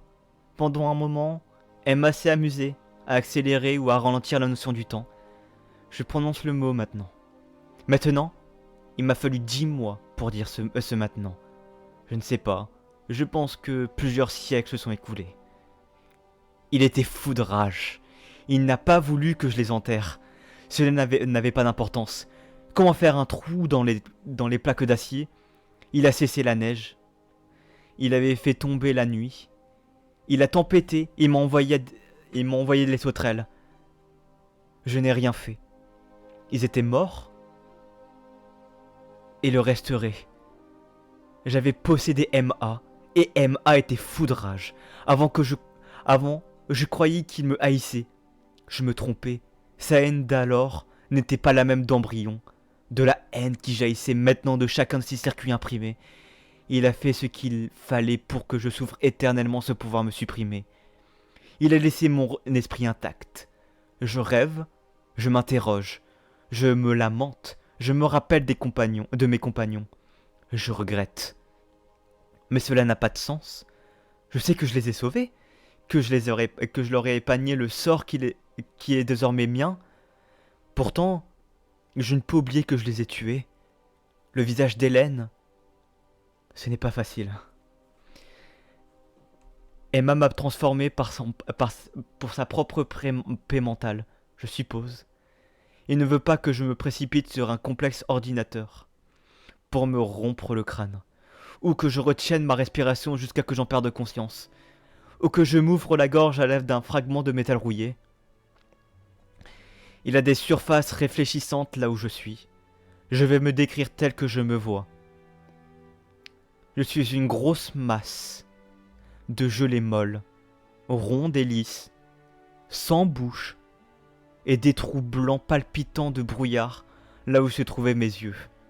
Des appendices caoutchouteux remplacent mes bras, des moignons cylindriques et visqueux se sont situés à mes jambes. Quand je me déplace, je laisse derrière moi un sangle gluant. Des taches malaisantes, grisâtres, jouent sur mon épiderme comme si des projecteurs s'allumaient au fond de moi. Extérieurement, je me traîne d'obscurité. Pardon. Extérieurement, je me traîne obscurément. Je suis une chose dont il est impossible de dire qu'elle fut un être humain. Une chose dont la silhouette a un travesti si étranger que sa vague ressemblance avec la forme humaine fait l'effet d'une obscénité. Intérieurement, la solitude. Je suis ici, sous la terre, sous la mer, dans les entrailles de Emma, qui fut notre création, destinée à utiliser mieux que nous notre temps gaspillé. aux mains de mes 4 compagnons sont-ils enfin hors d'atteinte? Cela ne fait que redoubler la fureur de M.A. Et j'en éprouve l'ombre d'une consolation. Et pourtant, M.A. a gagné. Simplement, il s'est vengé. Je n'ai pas de bouche. Et il faut que je crie. Waouh! Déjà, merci Michel Dust pour la traduction. Merci, merci alors Alan Ellison pour avoir écrit la nouvelle, tout simplement. Waouh! C'est dur à... Dur fin. Dur fin. Ça...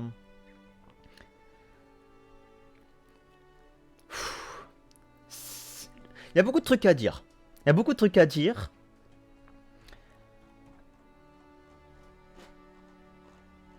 Là, c'est le moment explication. Hein. Donc, je vous promets. Hein, si vous voyez que la rediff... Si vous voyez qu'à 1 heure après, c'est normal. Et pour le live, si je parle pendant 1 heure encore, c'est normal. Il y a très grande chance que je parle beaucoup. Et que je relise très vite fait ce que j'ai lu. Parce qu'il y a beaucoup de choses à dire en fait. Surtout, je suis très dans l'optique de regarder les personnages. J'adore regarder les personnages et voir comment ils sont construits. Surtout quand les personnages sont destinés à être des... Pas des... Je dirais des caricatures d'eux-mêmes. C'est pas vraiment des caricatures d'eux-mêmes, c'est l'opposé de ce qu'ils sont presque. Oui, attendez, c'est littéralement ce que c'est. Ils sont devenus l'opposé de ce qu'ils sont censés être. Parce que Hélène, c'était quelqu'un de... Si je comprends bien, Hélène c'était quelqu'un de très pur, de très sain. Et Emma l'a rendu pourri. L'a rendu une pourriture, comme dirait Ted.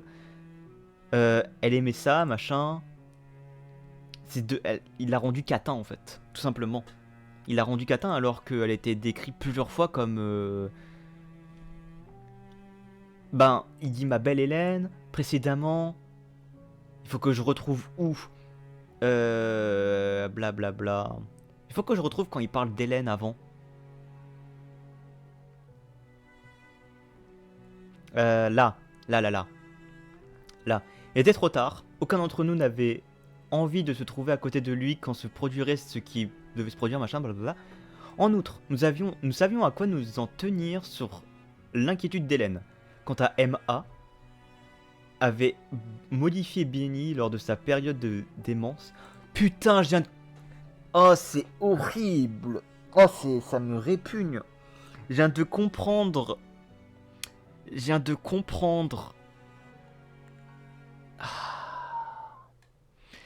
comprendre l'expression de soulagement d'Hélène. Et ça me répugne. L'expression de soulagement d'Hélène, c'est que le seul moment où elle prenait du plaisir, c'était avec Benny. Benny, lors de sa période de démence, ce n'était pas seulement à son visage que l'ordinateur s'est attaqué, il était devenu plus viril dans ses rapports intimes, et Hélène aimait ça. Du coup, en fait, elle avait juste peur que Benny devient quelque chose d'autre, et qu'il ait plus sa virilité, et que du coup, elle peut plus prendre plaisir. Ah, c'est... Ouf. Ça pique de savoir ça. Du coup, j'ai oublié ce que je disais. J'ai oublié ce que je disais précédemment. Mais oui, oui, je disais que du coup, Hélène, du coup, est décrite plusieurs fois comme naïve, pure, immaculée, et qu'elle est devenue, du coup, cette bête de sexe, si je peux le dire, est devenue une accro au sexe alors qu'elle n'était pas au début.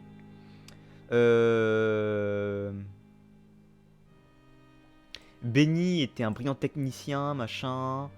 Euh, C'était quelqu'un d'intelligent, qui était réfléchi et tout ça.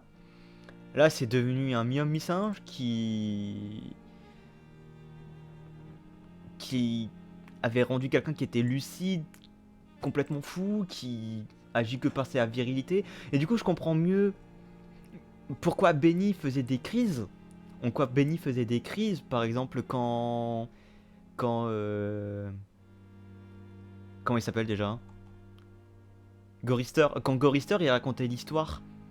Je comprends mieux pourquoi Gorister, enfin pourquoi Benny il s'énervait, il bavait et tout. C'est juste parce qu'il a les attributs d'un singe. Je sais pas quel singe, c'est pas dit. C'est pas quel singe, mais en tout cas ça explique mieux la raison de pourquoi il est si, j'avais dit enfantin parce que c'était le premier truc qui me venait en tête. Quelqu'un qui fait des caprices et tout, mais non, c'est juste, il pense plus comme un humain en fait, tout simplement. Et même c'est prouvé partout. T'as T'as Benny à la fin qui a juste pété un câble, qui a commencé à manger Orister, enfin Gorister. Et c'est justement grâce à ça que que Ted a dit c'est le moment, parce que MA a fait une erreur, c'était de laisser Benny s'en prendre à quelqu'un, et du coup il faisait pas forcément attention. Et du coup Ted il a juste décidé de tous les tuer, tout simplement. Il a décidé d'en finir avec eux parce que c'était le seul moment où Emma était impuissant face à la situation. Il a baissé sa garde et il en a profité. Il a fallu plus de 100 ans pour le faire, mais il a trouvé le moment parfait et on va dire que, dans un sens, Ted a vengé les quatre autres. Il a vengé Benny, il a vengé Gorister, il a vengé Hélène, il a vengé Benny. Enfin non, pas... non, j'ai dit deux fois Benny. Il a... comment il s'appelle euh, euh, Truc Tok là. Nemtok Nemtok Nimtok. Ouais. Du coup, il a vengé ses camarades. Donc en soi, il a réussi sa mission. Mais derrière, Emma s'est vengé, comme il dit, parce que juste il est tout seul. Du coup, il a plus personne. Déjà, il est déshumanisé un maximum parce qu'il est immortel, il est torturé, il n'a pas forcément contrôle. Mais du coup, maintenant que j'y pense, Ted était le seul qui n'avait pas été grandement modifié de ce qu'il a dit. Il n'a pas été modifié physiquement, il a été beaucoup bousculé mentalement. Il a beaucoup... Il est plus dans le côté traumatisme que autre chose. Bah t'as Benny qui est devenu... qui a été transformé en mi-singe et qui a eu la mentalité d'un singe à moitié. T'as Gorister qui a été beaucoup modifié, il dit qu'il ressemble plus à un mort-vivant, si je dis pas de bêtises.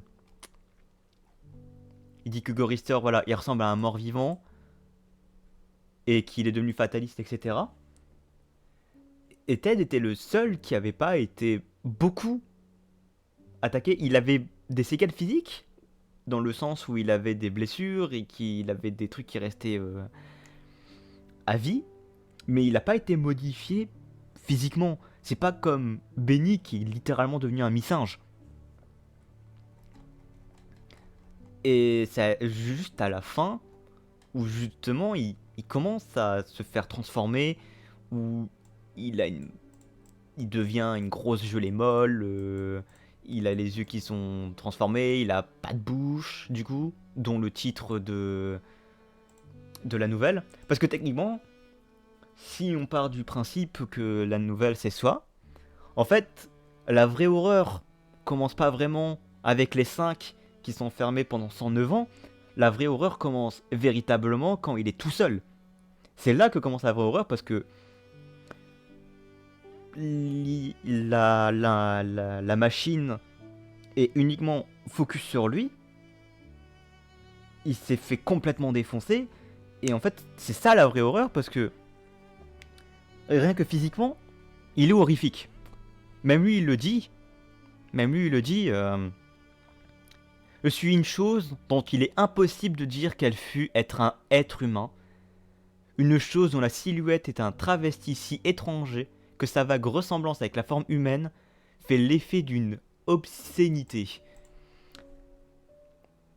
Même physiquement, il devient monstrueux en fait. Et en vrai, la question qui se pose là-dedans...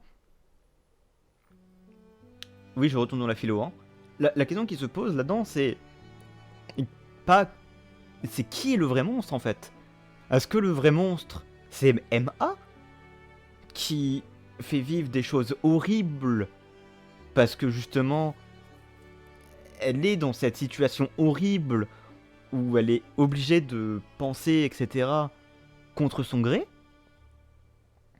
Enfin, qu'elle est consciente de ce qu'elle est contre son gré, et que elle sait qu'elle est immortelle, et qu'elle sait que du coup c'est juste une vengeance? Est-ce que, en soi, c'est la vengeance de Emma qui est monstrueuse, ou c'est la vengeance de Ted qui est monstrueuse?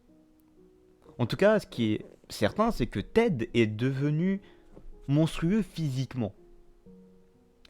Et je pense que le fait que Ted est devenu un monstre physiquement,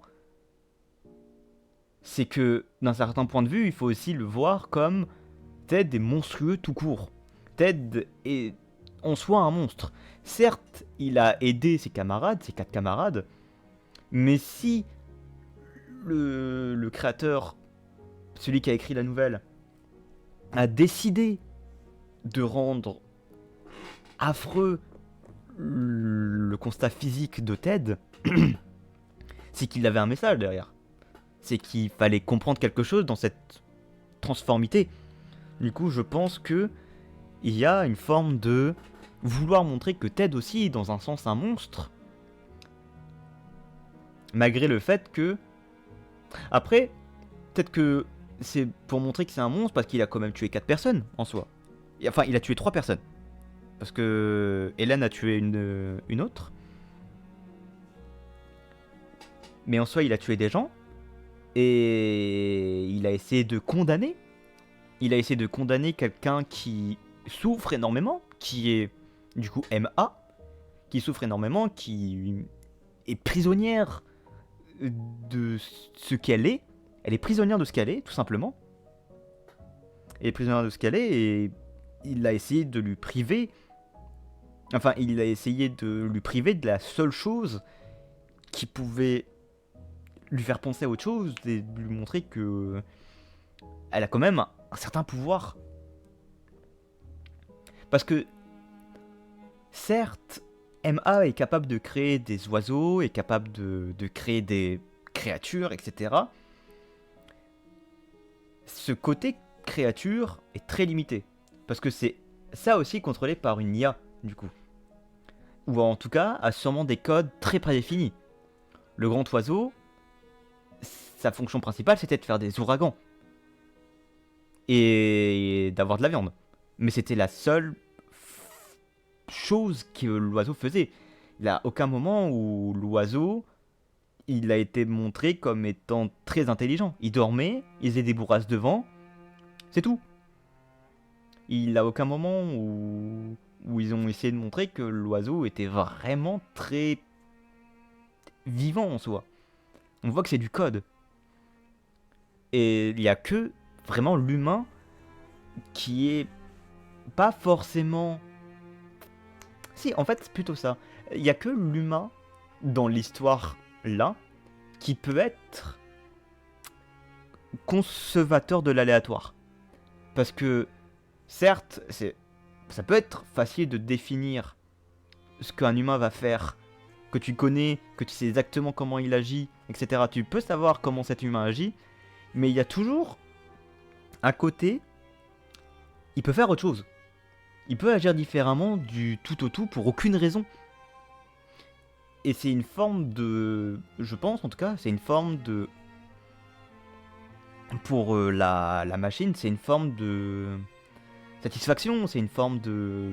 C'est la seule chose qui lui garde, qui lui donne en tout cas une identité propre. Et du coup, c'est dur à expliquer. C'est très dur. Mais je pense que vous pouvez essayer de voir mon point quand même, de ce que j'essaie d'expliquer. Est-ce qu'il y a d'autres trucs que j'aimerais parler? Souvent quand je dis ça, c'est qu'il n'y a plus rien. Mais je t'ai trouvé un truc.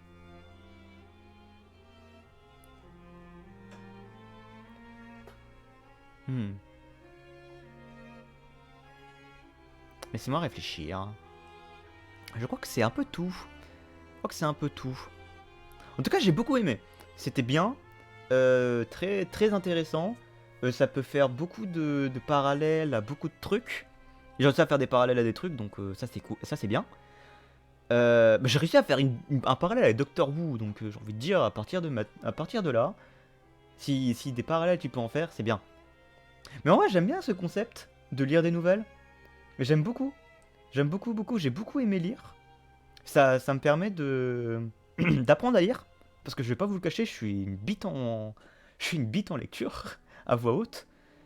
J'ai pas l'impression d'avoir fait tant de gaffe que ça. Il y a des moments où je bégayais, mais ça encore c'était ok. Je vais changer de scène. Il y a des moments où je bégayais, mais ça encore c'était ok. Voilà. Il n'y avait pas non plus grand. C'était pas la fin du monde quoi. Mais je suis content de moi en vrai. Je suis content de moi d'avoir réussi à quand même parler bien. Parce que c'est quand même quelque chose que je galère beaucoup. Quand même quelque chose que je galère beaucoup. Je le vois souvent quand j'essaye de lire des textes à voix haute, en cours, etc. Parce que du coup, pour ceux qui ne le sachent pas, je suis en théâtre. Du coup, des fois, tu lis des textes. Et quand tu lis des textes à voix haute et que tu sais pas lire, et bah ça marche pas trop. Ça fait de la merde. Mais voilà. Du coup, je pense que je vais vous laisser là. C'était cool, j'ai beaucoup aimé. Il y a 2-3 autres nouvelles que j'aimerais lire. Du coup, je pense que je vais les lire en stream, tout simplement. Je pense que je vais faire le même truc. Et on verra bien c'est quoi, par contre. Parce qu'il y en a plein des nouvelles. Il y en a plein des nouvelles qui m'intéressent. Il faut aussi surtout que je trouve une copie sur... disponible en PDF. Parce que du coup, il faut que je vous l'affiche. C'est surtout ça qui peut être compliqué. Surtout avec des nouvelles assez nouvelles, tout simplement. Parce que les nouvelles anciennes, parce que là, ça va, elle était pas non plus... Elle était quand même... ça faisait un petit moment, quoi, qu'elle était sortie, donc elle était facile à trouver. Mais si j'essaie de te faire des nouvelles qui sortent il y a 1 ou 2 jours, ça va pas le faire, quoi. Ça va être difficile. Bon, dans tous les cas, je vais arrêter là. Merci à tous ceux qui sont venus. Merci à ceux qui ont écouté. Je sais pas la prochaine fois que je stream. Mais un jour peut-être. C'est très dur de trouver un moment stream parce que je sais pas, j'ai honte, j'ai la flemme de parler le soir. Et c'est surtout les après-midi que j'aime bien faire des streams. Du coup, là j'en ai profité. Je suis rentré chez moi à 14, j'ai lancé à 16. Voilà, j'en ai profité. Mais voilà. Du coup, au revoir tout le monde. J'espère que ça vous a plu. Et moi je vous dis à la prochaine fois. Bye bye.